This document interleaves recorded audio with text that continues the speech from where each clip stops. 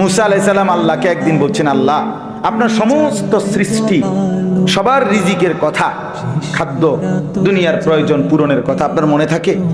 আপনি কেমনে মনে রাখেন? আপনি সকলের রিজিক কেমনে দেন? আল্লাহ তাআলা বললেন, মুসা তোমার সামনে একটা বড় পাথর আছে, তোমার হাতে লাঠিটা দিয়ে ওটাতে একটা বাড়ি মারো। তাফসিরে রুহুল মাআনিতে আমি নিজে পড়ছি, আরবি তাফসির। মুসা আলাইহিস সালামকে আল্লাহ বললেন, এই পাথরটার মধ্যে লাঠি দিয়ে আঘাত করো। মুসা আলাইহিস সালাম আঘাত করলেন, লাঠির একটা পার্ট মানে একটা অংশ পাথরের ভাঙ্গা পড়েছে। মুসা আলাইহিস সালামকে আল্লাহ আবার বললেন, আবার লাঠি দিয়ে আঘাত করো। আবার বাড়ি দিলেন, পাথরের একটা অংশ আবার ভাঙ্গা পড়েছে। আল্লাহ বলেন, আবার মারো, আবার মারো। 4 বার মুসা নবী ওই বড় পাথরটার মধ্যে আঘাত করছে। 4 বারে মোটা মোটা 4টা টুকরা ভাঙ্গা ভাঙ্গা পড়ছে।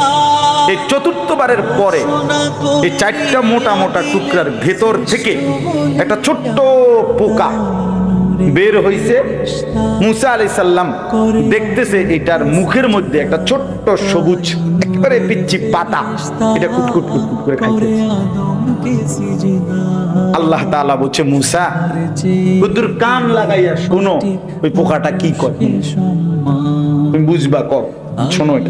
মুসা নবী কান লাগাইয়া শুনতেছে, ওই ছোট্ট পোকাটা যে গভীর পাথরের ভিতরে ছিল, সে বলতেছে, সুবহানা মান ইয়ারানি ওয়ালা ইয়ানসানি, আমার সেই আল্লাহর প্রশংসা করছি যিনি আমাকে সর্বক্ষণ দেখছেন, যিনি আমাকে কখনোই ভোলেন না,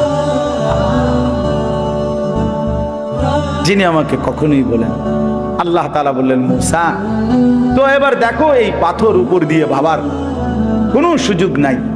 এই পাথরের 4টা স্তর ভেতরে এই ছোট্ট পোকাটার মুখে সবুজ এই গাছের পাতা যে মালিক পৌঁছায় দিছেন, তিনি কি সকলের রিজিক দিতে সক্ষম না?